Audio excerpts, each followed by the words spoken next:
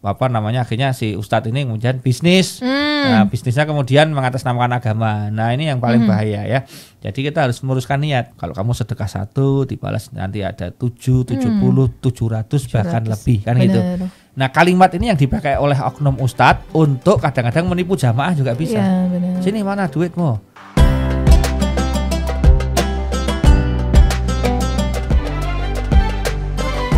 Assalamualaikum warahmatullahi wabarakatuh. Selamat sore teman-teman. Apa kabar? Semoga semuanya dalam keadaan sehat walafiat ya. Ustaz Munif, ya. Sudah maukah?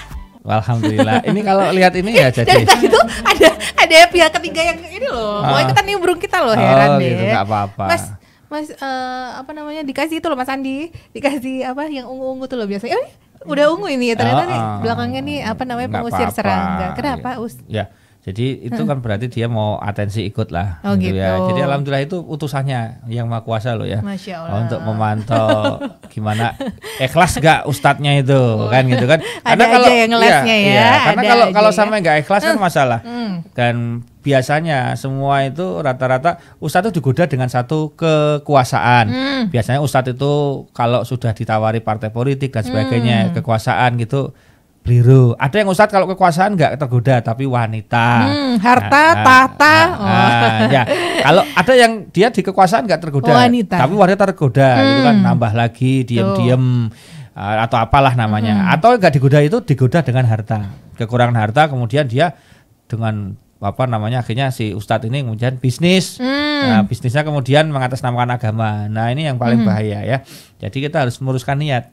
Kalau nggak niatnya nggak lurus nanti masalah.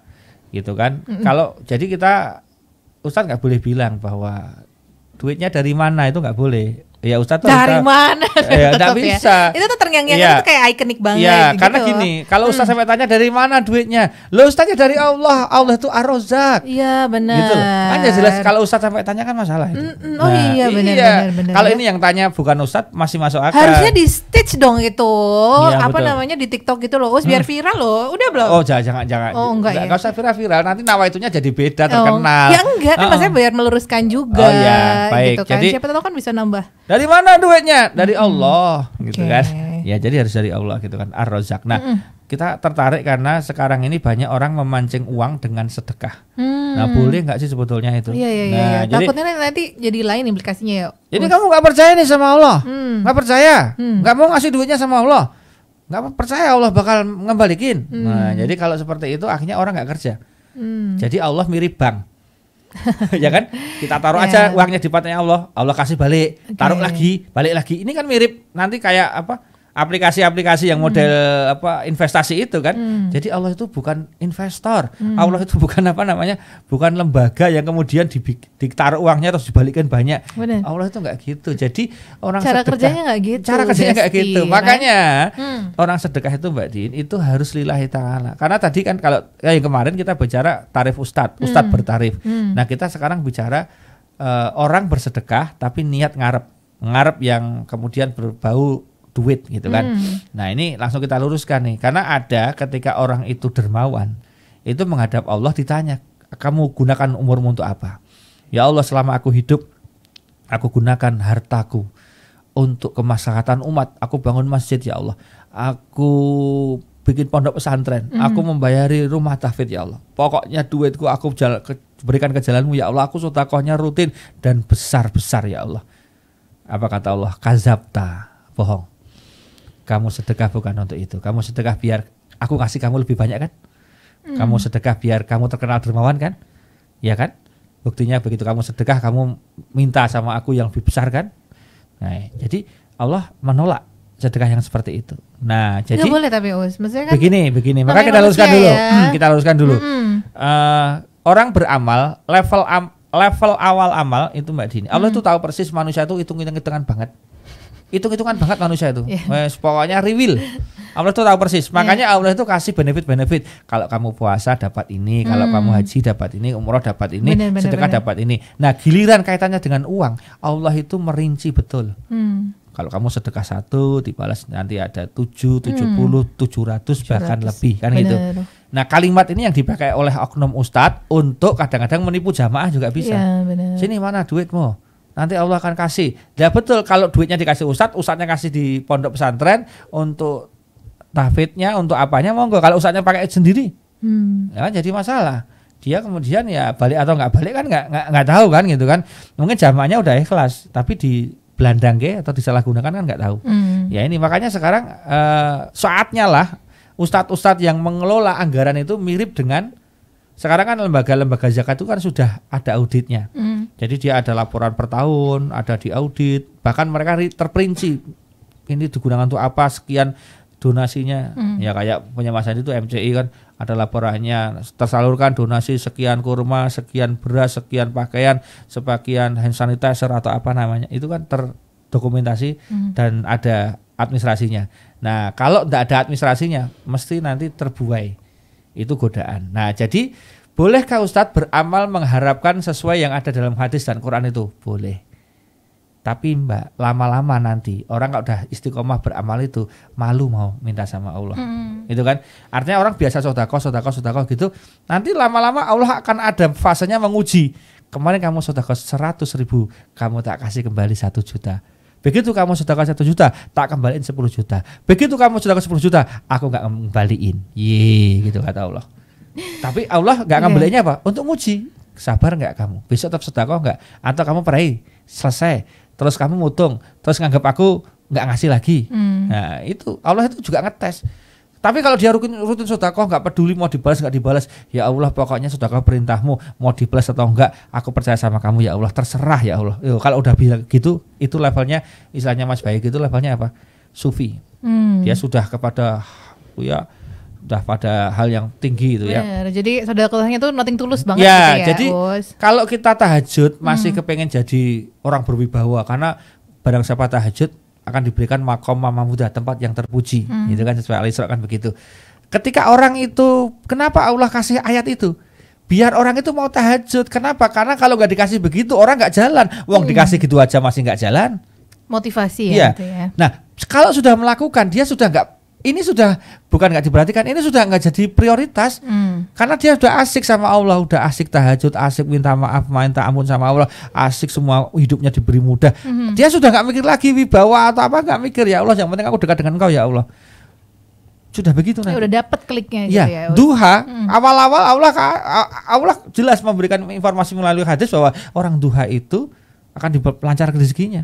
Tapi begitu dia sudah duha, sering duha, dia mau usahanya lancar gak lancar, mau hari ini bisnisnya jalan atau nggak jalan, dia tetap duha aja. Karena apa? Yang penting aku duha. Nah, kalau orang sudah sampai level itu berarti berhasil. Nah, jadi kita meningkat. Amal solehnya itu sudah ke level yang akhirati, bukan duniawi semata-mata. Nah, kalau sudah itu yang dipegang sama orang, berarti dia sudah sufi, waliullah itu. Ya. Kalau Mbak Dini melayani suami, ya. Ada ini. Ya kalau Mbak Dini itu melayani suami sudah tidak hitung-hitungan lagi dengan duit. Ada uang, aku sayang, tidak ada uang. Tidak sayang. Sudah nggak mikir itu, berarti sudah istri solehah betul. Makasih lah Ustaz. Ya, jadi sudah nggak ada argonya. Nah, jadi dia nggak mikir argo. Mau kamu kasih bulanan nggak bulanan, pokoknya yang penting aku bulanan, kan gitu. Benar. Ya kan gitu. Yang penting aku bisa melayani kamu, itu keren sekali. Ya, kenapa? Hubungan suami istri bisa langgeng itu karena nggak pernah saling hitung.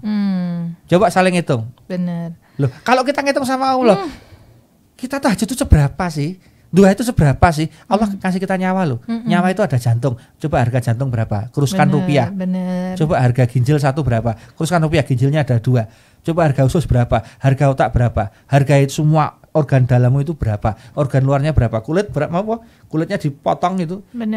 Terus kemudian bisa beli macam-macam kan nggak mau kita. Nah, jadi kalau kita mau hitung-hitungan, menang Allah. Kita itu bukan apa-apanya. Maka tahajud kita itu janjinya ada apa-apanya. Sama sekali. Nggak sama sekali. Jadi tahajud semua amal itu janjinya apa? Agar kita dekat dengan Allah. Allah ridho. Kalau Allah ridho, everything is okay. Semuanya beres. Benar. Nah, jadi kalau ada ustadz kok sampai hari ini masih kalkulatif, kamu sedekah sekian dapat sekian, sekian dapat sekian, mohon maaf itu bisa menyesatkan. Nah sekarang jamaah digiring aja, Bapak Ibu orang sedekah itu yang hartanya banyak sedekah insya Allah dibalas, yang hartanya sedikit lebih dibalas. Karena sedikit aja mau sedekah gitu kan. Udah Bapak Ibu insya Allah itu tolak bala, insya Allah begini-begini gitu aja. Jadi kalau sudah sampai mana-mana nih, kamera mana sini. Mau kan kamera jual, nah, semua jual. Nah, punya Ustadz juga dijual. Oh jangan punya saya, gitu. jangan sampai begitu kan. Jadi masalah gitu loh. Ya nggak apa-apa, memang asik gitu ya. Nah, ini kan. Aduh, mohon maaf saya tidak bisa menahan ketawa ya nggak apa-apa. Ya harus ketawa. Kalau podcast ini nggak ada ketawanya nanti gimana, garing gitu ya. Nah baik, jadi kembali ke tadi, dari mana duitnya? Dari Allah. Benar. Nah sedekah boleh nggak untuk memancing kekayaan? Langsung kita bilang saja untuk pemula boleh. Untuk yang sudah sering melakukan sudah nggak boleh. Kenapa? Kamu sudah bukan TK lagi. Ya, kamu udah kuliah, kamu sudah gaya hidup gaya pemikirannya beda. Kalau anak SD kan tepuk-tepuk, dongeng-dongeng, seneng-seneng gitu. Kalau udah anak kuliah itu banyak diemnya. Nah sama. Itu kan udah, apalagi sudah habis kuliah selesai, itu diem banget gitu. Benar. Gitu kan. Jadi rezeki sama nikmat Allah juga beragam banget ya wujudnya. Iya, jadi kalau kita beramal masih mengharapkan ini itu berarti pemula. Benar. Masih beginner. Nah, kita perlu menaikkan. Tapi nggak apa-apa, berproses kok ya. Iya, tapi harus naik kelas. Nah, kalau nggak naik kelas itu hitungan terus nanti. Bener. Aku mau tahajud ya Allah, tapi begini loh ya Allah. Jadi akhirnya kita jangan-jangan nanti Allah nanti negur kita, ya Allah kan suka tahajud malam. Lah tahajudmu kan kamu pengen jadi wali kota, jadi bupati, gubernur, kan udah jadi. Ya kamu nggak dapat pahala tahajud dong, dapatnya itu sesuai permintaanmu. Nah lo gimana kalau gitu? Nah jadi berhati-hatilah dengan amalan, jangan sampai tergelincir. Nawaitunya bukan lillahi ta'ala tapi lillahi duit, lillahi terkenal, lillahi apa? Itu jangan, tapi lillahi ta'ala. Ya seperti Ramadan ini kan, nawaitu sama wadun anta ifardu syahrul Ramadan hadisan imana mati saban lillahi ta'ala. Gitu. Benar. Jadi kembali lagi kita luruskan lagi niatnya ya. Apalagi kalau kemarin tuh ada fenomena yang seperti itu gitu. Mungkin dulu tuh sempat jadi trending sih, maksudnya jadi satu itu loh sedekah ala ustadz yang mana gitu kan. Itu sempat jadi bahan perbincangan gitu. Yang dulu sih mungkin belum terkuak ya. Yang akhir-akhir ini aja yang kayak akhirnya kan jadi sesuatu yang jadi bahasan umum gitu kan. Ya, baik. Bentar, satu catatan lagi. Biasanya kalau sang ustadz itu tidak tulus dan ada modus, nanti Allah akan bongkar. Entah kapan pasti dibongkar. Ya, nah, apa saja itu?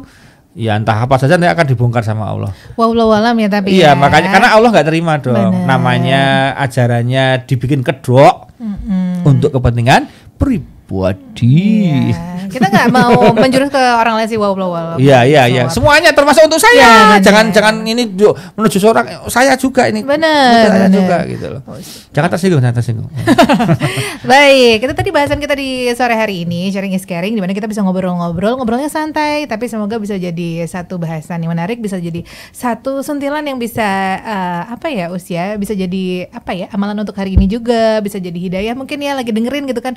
Oh iya ya, terus kamu terketuk hatinya, itu jadi nanti jariahnya Ustadz Munif. Amin, ya. Amin. Itu kalau udah bicara jariah gitu gitu. Berarti jadi bahasan besok ya berarti ya? Boleh. Ya nanti dicatat lah ya. Oke. Baiklah kalau begitu, selamat berbuka puasa untuk teman-teman yang mungkin sedang mempersiapkan buka puasa. Biasanya kalau awal-awal tuh niat banget ya Wes ya. Es buah ada, gorengan ada dan segala macamnya. Tapi kalau udah 10 hari terakhir tuh biasanya seadanya. Apa yang ada di rumah gitu kan. Ya kayak manten. Kalau awal mantanannya diadakan, sekarang ala lawas. Enggak boleh gitu dong, makanya dengerin yang kemarin. Gitu. Sekarang yang kemarin. Oh iya. Gimana caranya biar tetap harmonis. Dikulik-kulik lagi. Oke. Aku diituin loh, lumayan kan aku tuh udah itu loh, udah mancing-mancing biar lihat lagi kan ya, biar viewersnya naik juga. Baik, terima kasih sudah nonton Vertizan TV. Nanti kita ngobrol-ngobrol lagi pasti ya dengan Dini Nita dan juga Ustadz Munif. Kita pamitan. Wassalamualaikum warahmatullahi wabarakatuh.